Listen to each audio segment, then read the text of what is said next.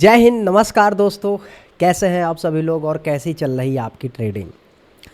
दोस्तों, अगर आप लोग ट्रेडिंग को लेकर थोड़ा भी सीरियस हैं, वास्तव में ट्रेडिंग से कैरियर बनाना चाहते हैं या ट्रेडिंग में पैसे कमाना चाहते हैं, तो इस वीडियो को प्लीज़ स्किप मत करना, क्योंकि इसमें मैं ऐसी चीज़ें बताने वाला हूँ जिसके बिना ट्रेडिंग मैं तो नहीं कर सकता था, मैं सफल नहीं बन सकता था।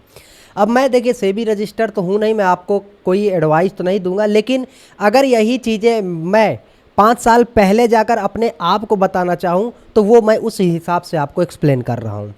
कुछ ऐसी ट्रेडिंग की मिस्टेक है, कुछ ऐसी चीज़ें हैं, मिस्टेक मत बोलिए, कुछ ऐसी चीज़ें जिनको समझना है और करना ही करना है। अगर 5 साल पहले वाला अंकित या 5 साल पहले वाला मैं वो काम नहीं कर सकता तो 5 साल बाद वो कभी सफल ट्रेडर नहीं बन सकता। दिमाग खोल लीजिए, आराम से इस वीडियो को सुनिए, देखिए, समझिए क्या करना है और क्या नहीं करना है। मैं 2020 में अगर जाऊँ और अपने आप को एक सलाह देना चाहूँ, ठीक है, तो मैं अपने आप को यही बोलूँगा कि भाई अगर आप छोटे से लॉस को एक्सेप्ट नहीं कर सकते हैं, ठीक है, तो आप ट्रेडिंग मत करना, क्योंकि आप फिर आप 2020 से 2030 40 भी हो जाएगा, बट आप सफलता के उस मुकाम पर नहीं पहुंचेंगे। मतलब कि आप सफल ट्रेडर नहीं बन पाओगे। मैं अपने आप को बोल रहा हूँ कि मैं तब सफल ट्रेडर नहीं बन पाता। अगर मैं अपने आप को कोई एक अच्छी सलाह 2020 में देना चाहूँ तो यही दूंगा कि भाई छोटे छोटे लॉसेस लेते जाओ, क्योंकि जब आप छोटे लॉसेस नहीं लेते हो तो उसकी बजाय हमेशा आप ओवर ट्रेड करके बड़े लॉस लेकर जाते हो, मजबूरी में ले जाना पड़ता है।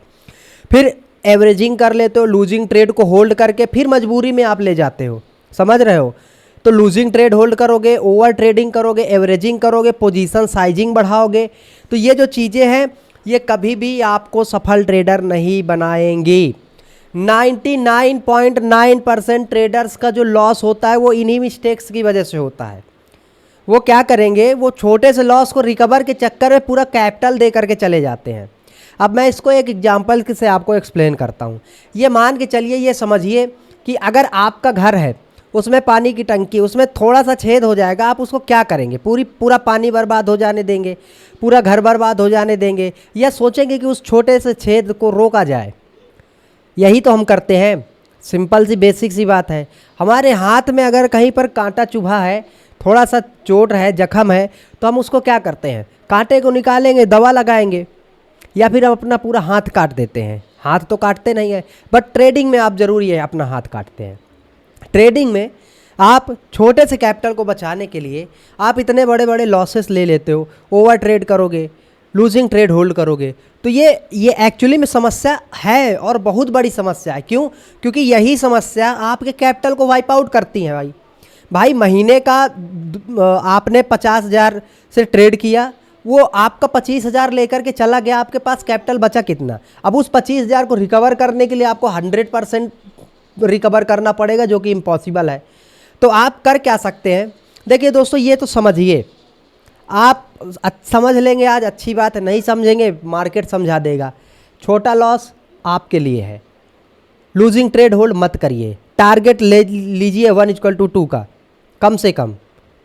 ट्रेडिंग को डिसिप्लिन के साथ करिए। अगर आपके अंदर डिसिप्लिन नहीं है, मैं ये तो नहीं बोलूँगा कि आप ट्रेडिंग छोड़ दीजिए, करिए ना करिए, लेकिन डिसिप्लिन के बिना ट्रेडिंग इम्पॉसिबल है, समझ रहे हैं।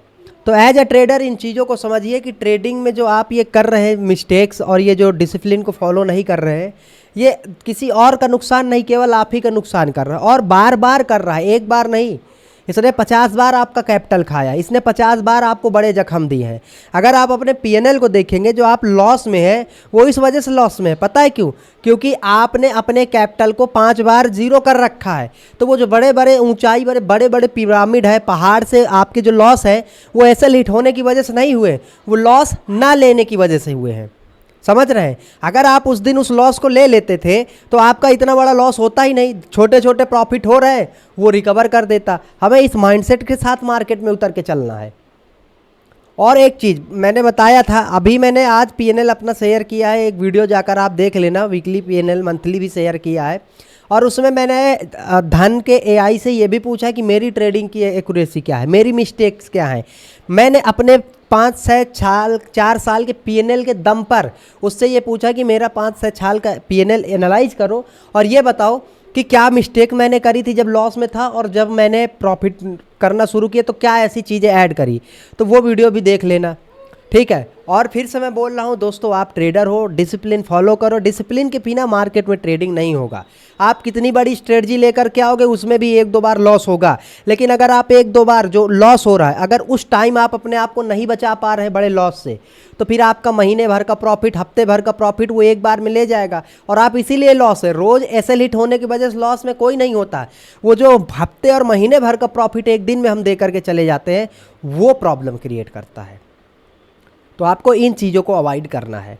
एक पहले आप मंथ का टारगेट मत रखिए कि मैं एक महीने ओवर ट्रेड नहीं, एक हफ्ते का टारगेट रखिए कि एक हफ्ते मैं ओवर ट्रेड नहीं करूँगा, एक हफ्ते मैं दिन का एक ट्रेड करूँगा एसएल के साथ। पहले एक हफ्ते अपने आप को टारगेट दीजिए और देखिए कि क्या एक्यूरेसी आती है।